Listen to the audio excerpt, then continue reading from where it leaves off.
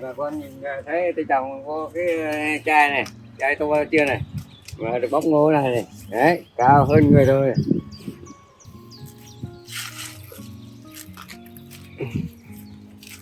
Đấy, bà con thấy đẹp không? Ngoài trắng này, trong đũa này. Thì tối về ta luộc ăn cá làng cá nước nha.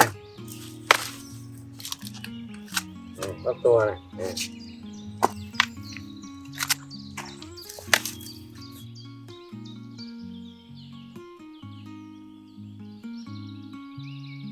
Chào khán giả nha.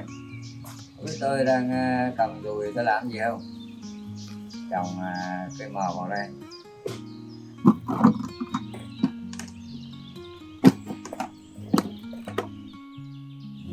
Chưa lắm. Đây tôi đang đục ra cho thoát nước này. Một cái một lỗ.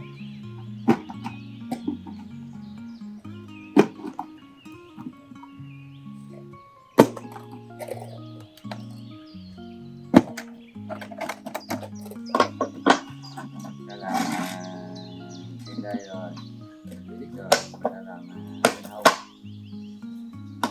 cái 2 lỗ 3 lỗ.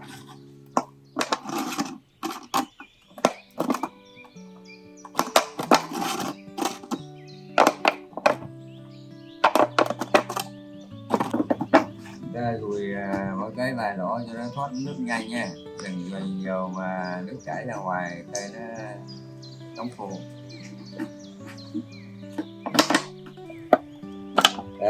Đục cái gì là trồng cho nó dễ này.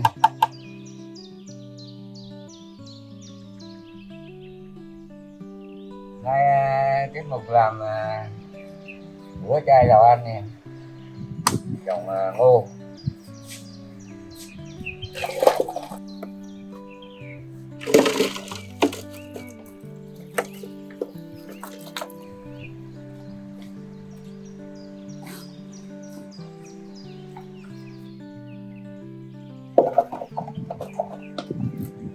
Trước mắt là ta di chua đất là ta tỉa trước đi, sau cây nó lên được là ta tầm bón. Người ta chưa cần phân đâu nha, ta chỉ cần đất thôi. Để bà con nhìn có đổ đất không.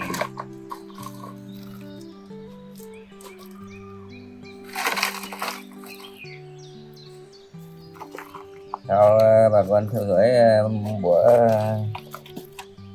màu cho bà con biết cây này là cây gì không? Cây bắp hay là cây ngô hay là cây gì đó không biết. Đây. Rồi cái trồng ở đây đó, ra cây gì nó ra.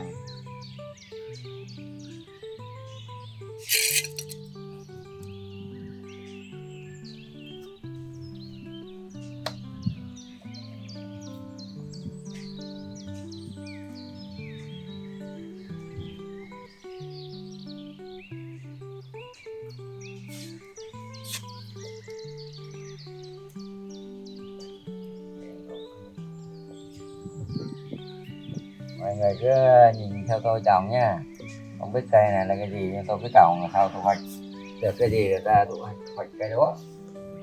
Cứ tự đua tay trồng nữa nha, trồng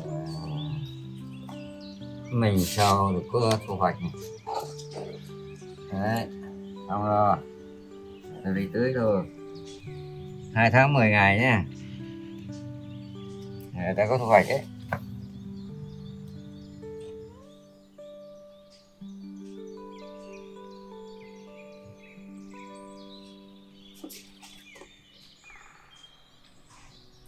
Bà con tưới ít nước thôi nha, hôm lấy đây có là ngập cả mây luôn đấy.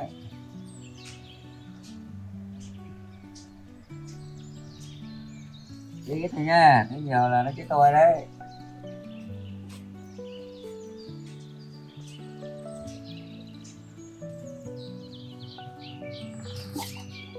Rồi tưới đây đã xong rồi, bà con chờ 2 tháng 10 ngày bà con quay lại cái thôi nha. Xin chào. chào.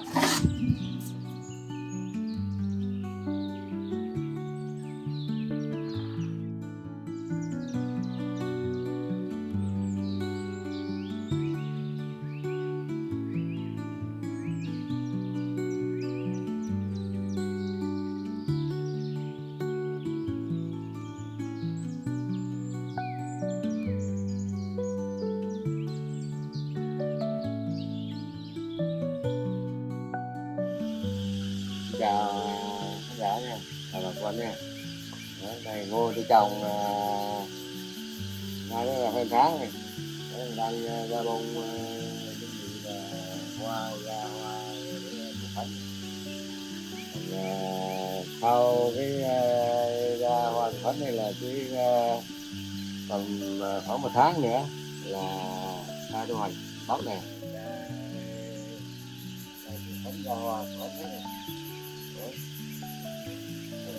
Đây là toàn ra rau hết rồi. Rau là rau tôi nó rau ngô. Hoa rau đã ra hết rồi nha. Bà con tầm 1 tháng nữa là thu hoạch nha. Xin chào. Bà con chờ ngày thu hoạch.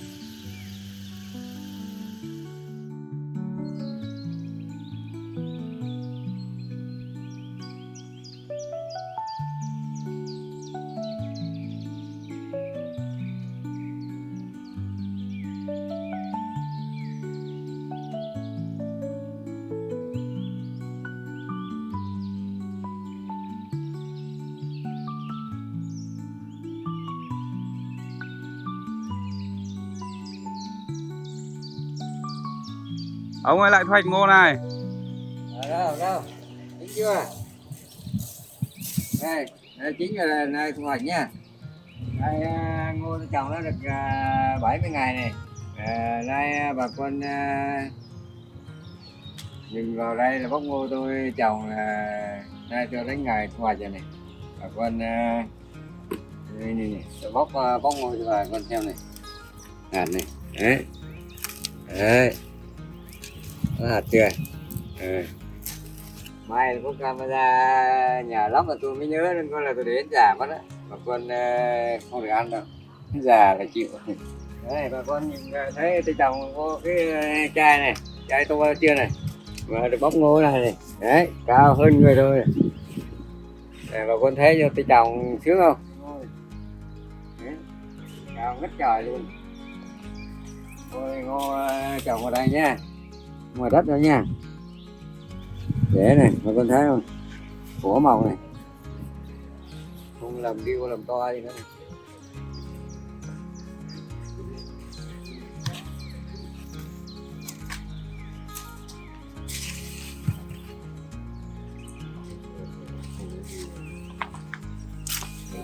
Đây.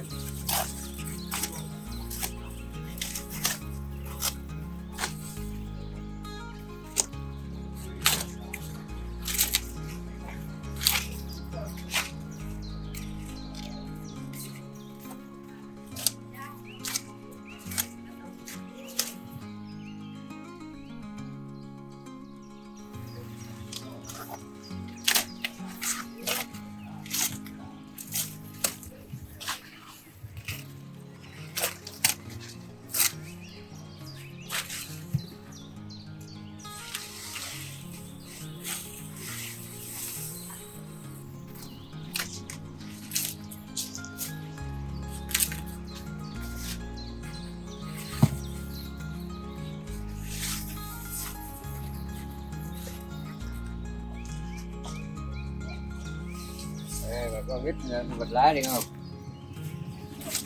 Ngô trồng có chua chưa? Có. Được. Đấy, vật lá đi để tôi đi nhập siêu thị nha. Ngô đây bà con thấy này, có bò bằng này đây mà cây bằng này. Đấy ai cho muốn trồng nha.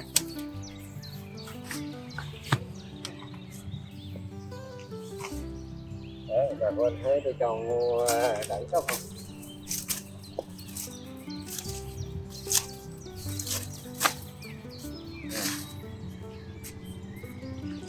Ai mua ra mà mua.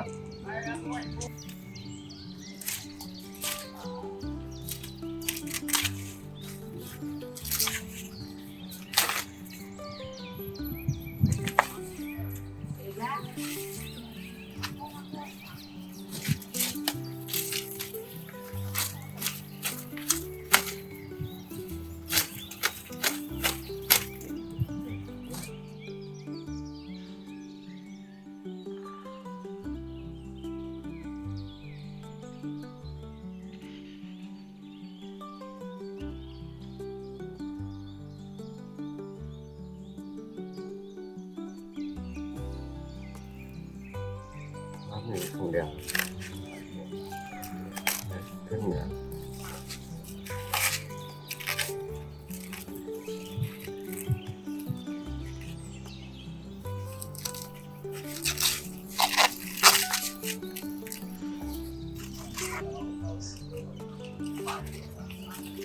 Đấy, các bạn thấy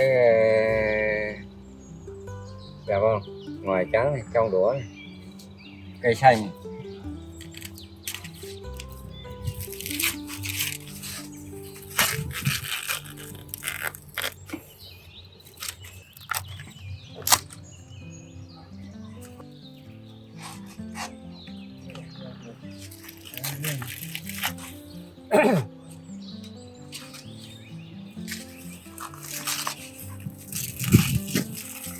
Cây tuyền được nước hơn.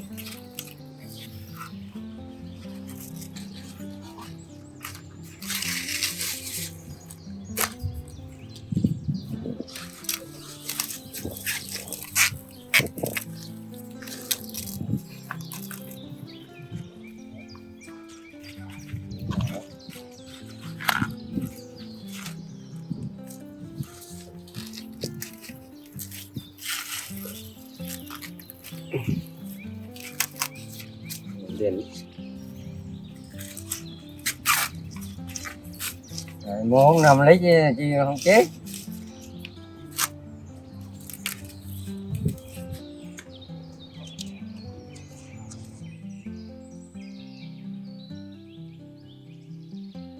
Ngô này là tôi thu hoạch là để mà bà con luộc hoặc nướng nha, là ngon cực kỳ luôn. Đấy, mà bà con mình nắm đất này nha, này, gốc đất này. Nửa cái chai 5 lít mà tôi đã vừa làm lên cây ngô. Đấy, không thấy đâu. Này người ta thu hoạch ăn hoặc là nướng nha, người ta ngâm rượu nhé.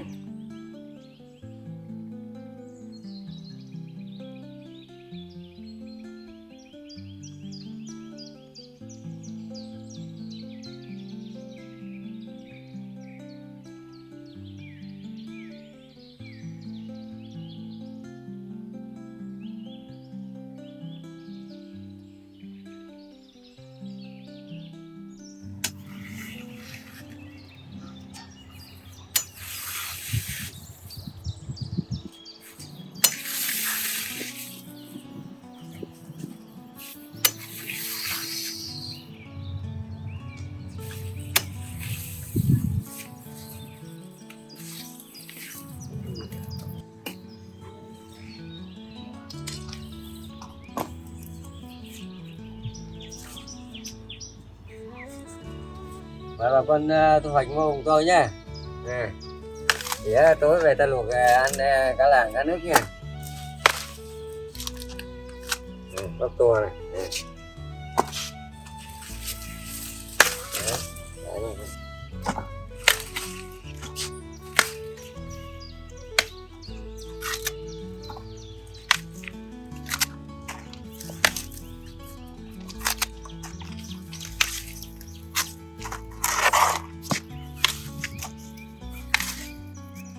Và bà con ăn ngô cùng tôi nha.